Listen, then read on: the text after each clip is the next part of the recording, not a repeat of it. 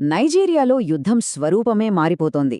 ఒకప్పుడు దేశంలో ఏదో ఒక మూలకే పరిమితమైన హింస ఇప్పుడు దేశమంతటా పాకేస్తూ దాని భవిష్యత్తునే ప్రమాదంలో పడేస్తోంది. అసలు ఈ మార్పుకు కారణమేంటి? ఈరోజు మనం ఈ సంక్లిష్టమైన సంక్షోభం వెనక ఉన్న వాస్తవాలను లోతుగా పరిశీలిద్దాం. కొన్నేళ్ల క్రితం వరకు నైజీరియాలో గొడవలు, సంఘర్షణ అనగానే అందరి మనసులో మెదిలేది ఒకే ఒక్క ప్రాంతం.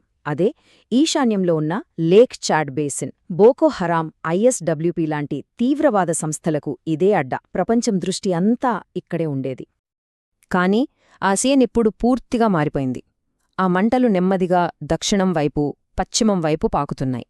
అనలిస్ట్లో దీన్నే లిట్టోరల్ డ్రిఫ్ట్ అని పిలుస్తున్నారు. సింపుల్గా చెప్పాలంటే యుద్ధక్షేత్రం ఇప్పుడు ప్రమాదకరంగా కొత్త ఏరియాలకొచ్చేసిందన్నమాట. ఈ కొత్త రియాలిటీని మనం పూర్తిగా అర్థం చేసుకోవాలంటే ఓ 5 కీలకమైన విషయాలు చూడాలి. అసలీ గొడవ ఎక్కడికి మారింది, ఎవరు పోరాడుతున్నారు, మరి ప్రభుత్వం ఎందుకు ఫెయిలవుతోంది, దీని వెనకాల డబ్బు కదేంటి, ఇంకా బయటి ప్రపంచం దీని ఎలా చూస్తోంది. పదండి చూద్దాం.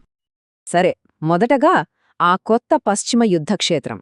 ఈ సంఘర్షణ లేక్ చాద్ నుండి కైంజీ సరస్సు దాకా ఎలా పాకిందో చూద్దాం. ఇక్కడ మనం షాక్ అవ్వాల్సిన విషయమేంటంటే కైంజీ లేక్ నేషనల్ పార్క్. ఇది చాలా అంటే చాలా పెద్దది. అస్సలు పోలీసుల కంట్రోల్ లేని ప్రాంతం. ఇదే ఇప్పుడు తిరుగుబాటుదారులకు ఒక సేఫ్ జోన్గా, చెప్పాలంటే ఒక చిన్నపాటి రాజ్యంగా మారిపోయింది. వాళ్ళ ఆపరేషన్స్ అన్నింటికీ ఇదే కొత్త అడ్డా. మరి ఈ కొత్త యుద్ధక్షేత్రం ఎందుకంత డేంజరస్? ఎందుకంటే ఇది తిరుగుబాటును డైరెక్ట్గా నైజీరియా ఆర్థిక, రాజకీయ కేంద్రాల గుమ్మం ముందుకు తెచ్చేసింది. ఒక రకంగా చెప్పాలంటే ఇది రాజధాని అబూజాను చుట్టుముట్టినట్టే. ఇది దేశానికే చాలా పెద్ద ప్రమాదం. ఇక రెండో పాయింట్, హైబ్రిడ్ ముప్పు. ఇక్కడ ఐడియాలజీ క్రైమ్తో కలిసిపోయింది. ఈ కొత్త యుద్ధక్షేత్రంలో ఫైట్ చేస్తున్నది ఏదో ఒక్క గ్రూప్ కాదో, ఇది చాలా గ్రూపుల ఒక కాంప్లెక్స్ మిక్స్చర్ అన్నమాట. ఈ టేబుల్లో చూస్తే మనకు మెయిన్ ప్లేయర్స్ ఎవరో తెలుస్తుంది. ఒకవైపు జేఐఎస్ లాంటి లోకల్ బోకోహరాం గ్రూపులున్నాయి. ఇంకోవైపు సహెల్ ప్రాంతం నుంచి వచ్చిన లక్కరావా లాంటి గ్రూపులు. అంతేకాదు అల్ ఖైదాకు లింక్ ఉన్న జేఎన్ఐఎం లాంటి ఇంటర్నేషనల్ సంస్థలు కూడా ఉన్నాయి. సో ఇది లోకల్, రీజనల్ ఇంకా ఇంటర్నేషనల్ టెర్రరిస్ట్ల ఒక డేంజరస్ కాంబినేషన్. ఇందులో జేఎస్ సాదికు సెల్ చాలా ఇంట్రెస్టింగ్ స్ట్రాటజీ వాడుతోంది. దాన్ని గోల్డిలాక్స్ ఎఫెక్ట్ అంటున్నారు. అంటే మరీ ఎక్కువ కాదు, మరీ తక్కువ కాదు, కరెక్ట్గా సరిపోయే అంత అన్నమాట. వాళ్ళు ఏం చేస్తారంటే లోకల్ బందిపోటు గ్యాంగ్స్తో కలిసి పనిచేస్తారు, కాని వాళ్లని తమ కంట్రోల్ దాటిపోకుండా చూసుకుంటారు. సాదకు సెల్ చాలా ప్రాక్టికల్గా ఆలోచిస్తుంది. బందిపోట్ల పనుల్ని పెద్దగా పట్టించుకోకుండా వాళ్లతో కలిసిపోతారు. దీనివల్ల వాళ్ళు లోకల్ క్రైమ్ నెట్వర్క్లో ఈజీగా సెట్ అయిపోతున్నారు. కానీ దీనికి కంప్లీట్ ఆపోజిట్ వాళ్ల రైవల్ ఐఎస్డబ్ల్యూపీ. వాళ్లు చాలా స్ట్రిక్ట్, బందిపోట్ను కూడా శత్రువులుగానే చూస్తారు. అయితే ఈ క్రైమ్, టెర్రర్ బంధం ఎప్పుడూ స్ట్రాంగ్గా ఉంటుందనుకుంటే పొరపాటే.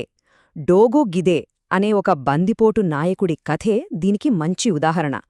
అతను మొదట్లో జిహాదీలతో చేతులు కలిపాడు, కాని పవర్ కోసం చివరికి వాళ్లమీదే తిరగబడ్డాడు. దీన్ని బట్టి వాళ్ల మధ్య నమ్మకం ఎంత బలహీనంగా ఉంటుందో అర్థం చేసుకోవచ్చు. అసలు ఈ గ్రూపులన్నీ ఇంత బలంగా ఎలా ఎదుగుతున్నాయి? సమాధానం మన మూడో పాయింట్లో ఉంది, పరిపాలనా సంక్షోభం. సింపుల్గా చెప్పాలంటే ప్రభుత్వం బలహీనపడటమే వాళ్ల బలం. ఇక్కడ మనం అడగాల్సిన అసలైన ప్రశ్న ఒకటుంది. ఇంత పెద్ద దేశంలో గ్రామీణ ప్రాంతాల్లో ఉన్న సొంత ప్రజలను ప్రభుత్వం ఎందుకు కాపాడలేకపోతోంది? ఈ ఫెయిల్యూర్ వెనక అసలు కారణాలేంటి?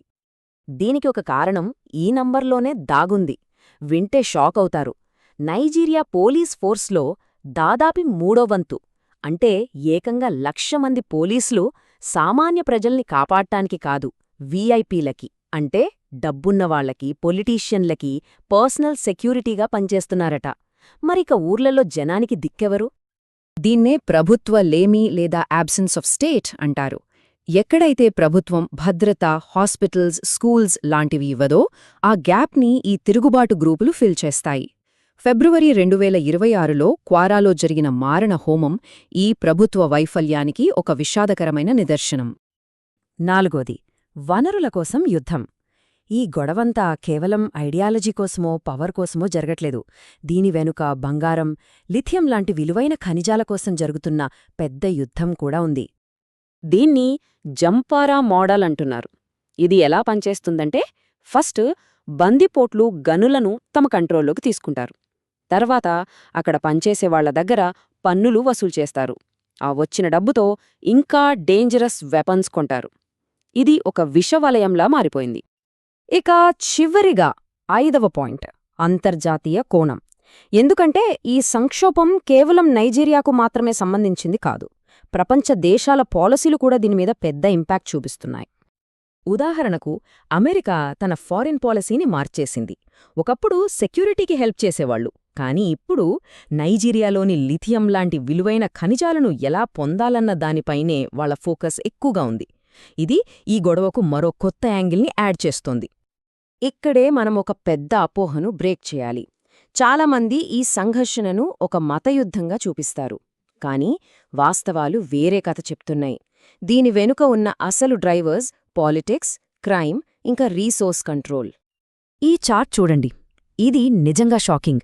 నైజీరియాలో జరుగుతున్న హింసలో 95% పైగా మతానికి సంబంధం లేనిది. కేవలం 4.3% మాత్రమే మతపరమైన కారణాలతో జరుగుతోంది. మిగిలిందంతా పవర్, డబ్బు ఇంకా నేరం చుట్టూ తిరుగుతోంది. సో ఇప్పటిదాకా మనం ఏం తెలుసుకున్నాం? 1, నైజీరియాలో యుద్ధం పశ్చిమానికి షిఫ్ట్ అయింది. 2, అక్కడ టెర్రరిస్టులు, క్రిమినల్సు కలిసి ఒక హైబ్రిడ్ ముప్పుగా తయారయ్యారు. 3, ప్రభుత్వ వైఫల్యమే దీనికి పెద్ద కారణం. 4, ఇది ప్రపంచ దేశాల కన్నుపడిన ఖనిజాల కోసం జరుగుతున్న యుద్ధం. చివరిగా దీన్ని మత యుద్ధం అనడం చాలా పెద్ద తప్పు. చివరిగా ఒక ప్రశ్నతో ముగిద్దాం. ఇప్పుడు నైజీరియాలో మనం చూస్తున్న ఈ పరిస్థితి అంటే బలహీనపడ్డ ప్రభుత్వం, వనరుల కోసం గొడవలు, బయటి దేశాల జోక్యం. ఇది కేవలం నైజీరియా ఒక్కదేశం కథేనా, లేక రేపు మొత్తం పశ్చిమాఫ్రికా భవిష్యత్తుకు ఇది ఒక హెచ్చరిక గంట? ఆలోచించాల్సిన విషయం.